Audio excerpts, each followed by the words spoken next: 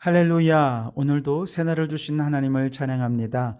하나님은 우리에게 두 가지 책을 주셨다고 하지요. 하나는 성경책이고 하나는 자연의 책입니다.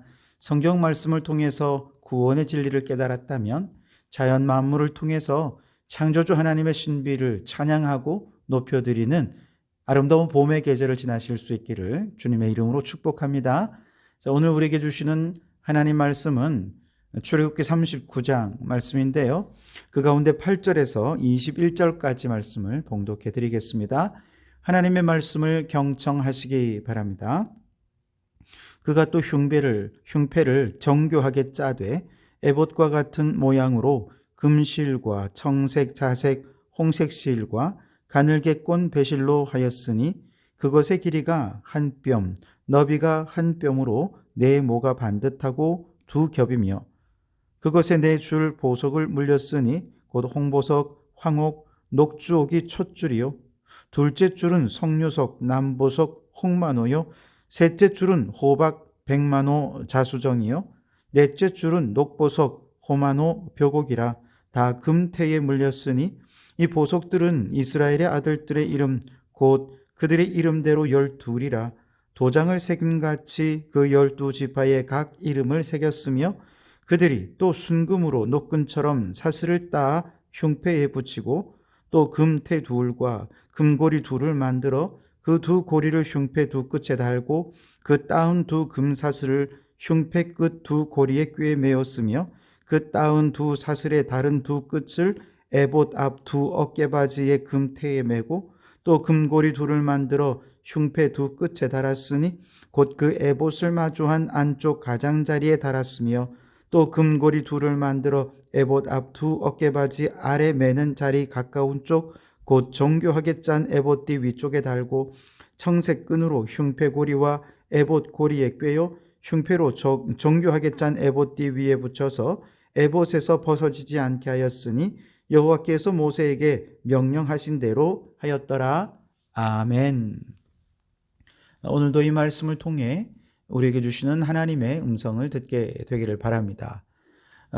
출애굽기 36장에서 성막의 큰 형태를 만들었다면 37장에서는 성소의 내부 기구들을 만들었고요. 38장에는 성소 바깥쪽에서 번제 드릴 때 사용하는 기물들을 제작했습니다. 그리고 이제 39장에 오면 제사장 의복을 제작하게 되는데요. 읽진 않았습니다만 1절을 보시면 그들은 여호와께서 모세에게 명령하신 대로 청색, 자색, 홍색 실로 성소에서 섬길 때 입을 정교한 옷을 만들고 또 아론을 위해 거룩한 옷을 만들었더라. 그렇게 얘기하죠. 제사장 의복입니다. 이 제사장 의복은 아무나 입는 옷이 아니죠. 아론과 그의 후손들이 제사장으로서 선택받아서 제사장의 직분을 감당할 때 구별되이 입도록 하는 옷이 제사장 의복입니다.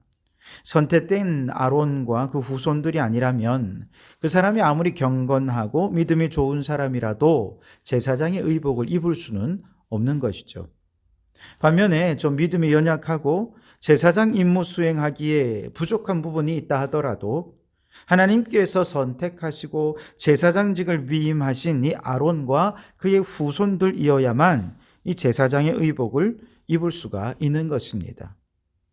그러다 보니 몇 가지 문제가 생긴 일도 있었지요. 엘리의 두 아들 홈니와 비느하스처럼 제사를 업신여기고 깔보았던 사람들이라도 그들이 제사장의 의복을 입고 제사장의 직무를 수행하며 백성들이 원성을 샀던 일이 있습니다. 사무엘의 두 아들인 요엘과 아비야도 비록 제사장직을 위해 위임받기는 했지만 불의와 불법을 행하는 바람에 백성들이 왕정제도를 강력하게 요구하는 이유가 되었었죠. 그렇다고 해서 하나님께서 그들의 제사장직을 물리고 더 믿음 좋은 사람, 더 인격이 훌륭한 사람들에게 이 직분을 따로 주셨나요? 그렇지는 않습니다. 무슨 말이냐 하면 하나님께서는 그 사람의 인격, 그 사람의 경건성 이것을 보고 테스트해서 제사장직을 맡기는 게 아니고요. 먼저 하나님께서 아론과 그 후손들을 제사장직으로 선택하시고 구별하신 후에 하나님께서 친히 제작해 주신 거룩한 옷을 입혀서 그 직분에 합당한 인격과 경건성을 갖추도록 하셨다는 겁니다. 제사장의 직분을 맡기신 것이 하나님의 주권적인 선택이었다면 제사장의 신분과 그 직분에 합당하게 자신의 인격과 영성과 성품을 다듬어가고 훈련해가는 것은 하나님의 주권에 굴복하는 철저한 순종과 겸손으로 제사장 스스로가 감당해야 할 몫이 되는 것이죠. 우리도 마찬가지입니다. 우리가 세상 사람들보다 인격이 더 훌륭하고 더 경건하고 더 거룩한 자여서 하나님께서 우리를 선택하시고 세례를 베푸시고 하나님 자녀의 신분을 주셨나요? 그렇지 않습니다. 오히려 반대죠. 하나님께서 먼저 우리를 하나님의 자녀로 예정하시고 부르시고 그리고 세례를 베푸신 후에 이제 하나님의 자녀다운 신분에 합당한 삶과 인격으로 그때부터 다듬어 가시고 연단해 가시는 거예요. 우리에게 중요한 것은 하나님의 주권을 인정하고 겸손히 하나님의 연단 속에 순종하는 것이 필요한 것이죠. 어떤 분들은 이제 의심이 가득해서 생각합니다. 나는 세례받을 때 믿음도 없었고 인격도 또 자격도 세례받을 만한 아무런 자격이 없는데 그저 못 모르고 세례를 받았어. 그러니 나중에 믿음이 확실해진 후에 다시 세례를 받고 싶어 라고 생각하는 분들이 있습니다. 그 마음은 충분히 이해가 됩니다. 세례받을 때 확신에 차서 감격과 성령의 감동 속에서 세례를 받았다면 너무 좋겠는데 그 영원히 감동이 기억이 될 텐데 사실 그렇지 못했거든요. 부모님이나 목사님의 강요에 못 이겨서 세례를 받은 것 같기도 하고 믿음은 없지만 그저 때가 되어서 혹은 분위기가 그렇게 되어서 어쩔 수 없이 세례를 받은 경우도 있습니다. 그래서 늘 세례를 받았다는 것에 대해서 별로 자부심을 갖지 못해왔던 것이죠. 그래서 기회가 되면 다시 세례받고 믿음도 제대로 고백하고 감격 속에서 세례를 받았으면 좋겠다는 생각을 갖곤 합니다. 그러나 여러분, 세례는요, 내가 원해서 이만큼 믿음이면, 이만한 인격이면 내가 세례받을 자격이 되는 것 같아. 그래서 내가 선택해서 세례를 받는 게 아니라는 것이죠. 만약에 내가 스스로 세례받아도 좋아 라고 생각할 때가 되어서 스스로 선택해서 세례를 받으려 한다면 그것은 하나님의 주권적인 부르심, 선택하심을 내가 부인하는 것이고 오히려 내가 하나님을 선택하는 크나큰 교만된 생각이 된다는 것이죠. 여러분, 내가 하나님을 선택하는 게 아니라 하나님이 나를 선택하시는 것입니다. 내가 많은 신들 중에 하나님을 믿기로 선택하고 세례받는 것도 내가 선택하고 다닐 교회도 내가 선택하고 봉사하는 것도 내가 선택하고 여러분 이런 식의 신앙이라면 그건 하나님의 주권을 심각하게 무시하는 교만한 태도요, 나중심적이고 인본주의적인 신앙이라 할 수 있습니다. 아론의 후손들이 자기가 제사장직을 맡을 만한 자격이 된다고 생각해서 스스로 제사장이 된 게 아니잖아요. 하나님께서 그들에게 이 직분을 위임해 주셨고 그 다음에 부족한 믿음, 부족한 인격은 그때부터 연단을 통해 다듬어 가시는 것이죠.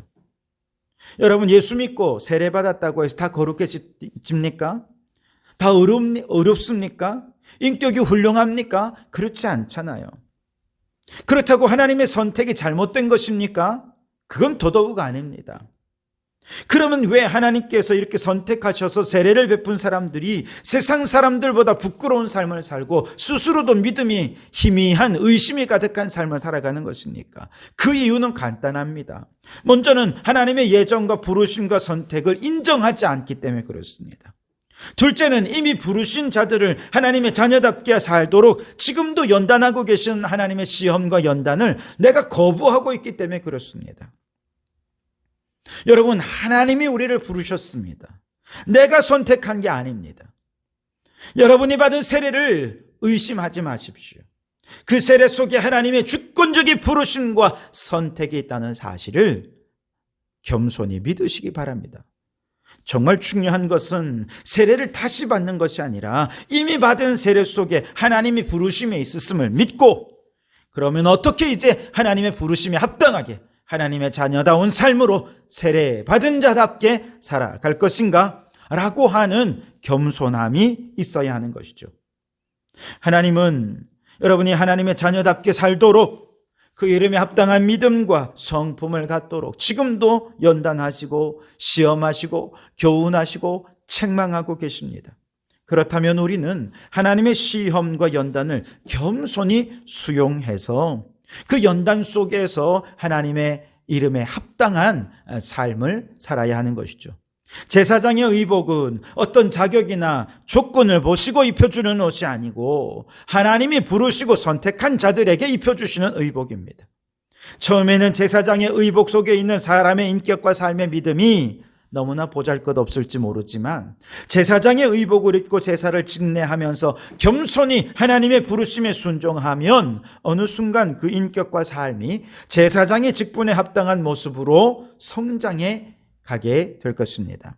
마찬가지로 세례받은 우리의 인격과 삶과 믿음이 너무 형편없어서 세례를 물리고 싶은 마음이 들 때가 많지만 오히려 세례받은 자다운 믿음과 인격과 삶으로 성장하기를 소원하며 적극적으로 나를 부르시고 선택하신 하나님께 감사하면서 주여 믿음을 더하여 주시옵소서 기도하고 맡겨주신 직분에 순종한다면 하나님 자녀답게 믿음의 자녀답게 성숙한 인격으로 하나님께서 우리를 성장하게 해 주실 줄 믿습니다. 그렇게 여러분 그 이름에 합당한 그 믿음에 합당한 인격과 삶으로 성숙해가는 우리 성도들이 되실 수 있기를 바랍니다.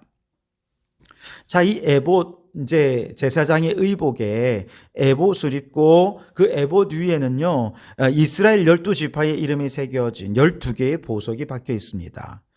이게 이제 흉패라고 하는데요. 오늘 우리가 읽은 8절에서 21절은 흉패에 관한 말씀입니다. 마지막 21절에 보시면 청색 끈으로 흉패 고리와 에봇 고리에 꿰어 흉패로 정교하게 짠 에봇 띠 위에 붙여서 에봇에서 벗어지지 않게 하였으니 여호와께서 모세에게 명령하신 대로 하였더라 그랬습니다. 에봇에 이 흉패를 단단히 고정했다는 얘기입니다. 잠깐 상상을 해보면 제사장이 제단에 불이 타오르는 그 앞에서 왔다 갔다 하면서 제사 의식을 진행하지 않겠습니까? 그때 가슴에 12개의 보석들은 그 제단에서 나오는 불빛을 받아서 계속해서 보석에 반짝반짝 빛이 났을 것입니다. 보석은 빛을 받아서 그 빛을 아름답게 비추는 역할을 하지 않습니까? 근데 요한계시록 21장에 보면 거룩한 성 예루살렘에 그 성곽의 기둥이 12개가 있는데 그 12개의 기초석이 모두가 12개의 다른 보석으로 이루어져 있고 그 보석에 12지파의 이름이 새겨져 있다고 기록되어 있습니다. 그리고 예루살렘 성은 하나님의 보좌에서 나오는 그 영광의 빛이 온 땅 가운데 비춰져 있기 때문에 해나 달이나 등불이 필요 없을 정도로 너무나도 밝고 환한 나라입니다. 그 빛이 비칠 때마다 성곽의 기초석은 하나님의 영광의 빛을 받아서 신비롭고 아름다운 빛을 내었을 것입니다. 여러분, 천상의 예루살렘이 성이 얼마나 아름다운지 상상이 되십니까? 마치 하나님의 영광의 빛을 받아 빛나는 천상의 예루살렘의 보석들처럼 지금 제사장의 의복에 12개의 보석이 제단의 불빛을 받아 그렇게 아름답게 빛나고 있는 것이죠. 그러니까 제사장의 의복 흉패 속에 있는 이 12보석은 장차 저 마지막 천상에서 새 예루살렘 성에 있는 성곽의 12기둥들의 아름답게 빛나는 보석들을 예표하는 것이라 할 수 있겠습니다. 제사장의 의복 속의 이스라엘 12지파는 바로 이 제사를 통해서 누구를 빛내는 것입니까? 바로 하나님의 영광을 빛내는 것입니다. 이 12지파는 하나님의 영광을 예배를 통해 빛내는 보석 같은 존재들인 것이죠. 이처럼 이스라엘 12지파가 하나님의 빛을 받아 보석같이 빛나는 존재라고 한다면 오늘 구원받은 모든 성도들도 마찬가지로 하나님의 영광의 빛을 받을 때 그 빛으로 인해 더 다양한 빛깔로 더 선명한 빛으로 빛나는 보석 같은 존재들이란. 여러분, 우리는 스스로 빛을 발하는 발광체는 아닙니다.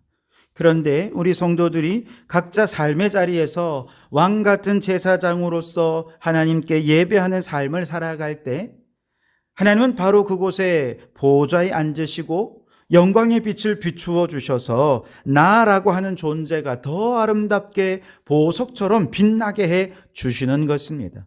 그리고 이처럼 보석으로 선명해진 빛깔은 하나님의 찬란한 영광을 드러내어서 사람들로 하여금 하나님께 영광을 돌려드리게 한 것입니다.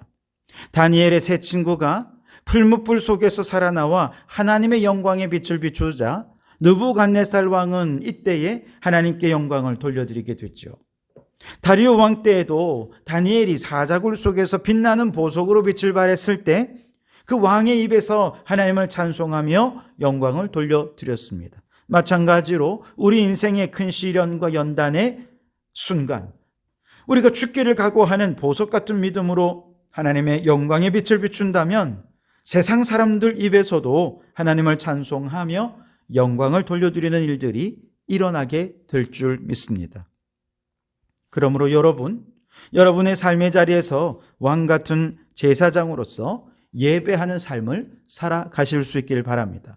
그 삶의 예배 속에서 선명히 빛나는 하나님의 영광을 세상 속에 비추셔서 하나님의 영광을 나타내는 보석 같은 존재로 살아가실 수 있기를 주님의 이름으로 축원합니다.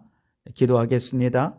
오 주님, 마치 아론과 그 후손들이 하나님의 주권적 선택에 의해 제사장 의복을 입고 제사장의 사명을 감당한 것처럼 우리가 예수 믿고 세례받고 직분을 가지고 주를 위해 헌신하는 모든 것에 하나님의 주권이 있음을 깨닫고 받은 세례, 맡은 직분에 감사하며 충성하게 하옵소서. 제사장이 제사하는 순간 가슴에 흉패에서 12개의 보석이 빛났던 것처럼 우리의 삶의 자리에서 예배하는 삶을 살아갈 때 하나님의 빛이 선명히 빛나는 보석 같은 존재가 되게 하옵소서. 그 빛을 보고 세상 사람들이 하나님의 영광을 찬양하며 구원받는 자의 수가 더해지게 하옵소서. 예수님 이름으로 기도하옵나이다. 아멘.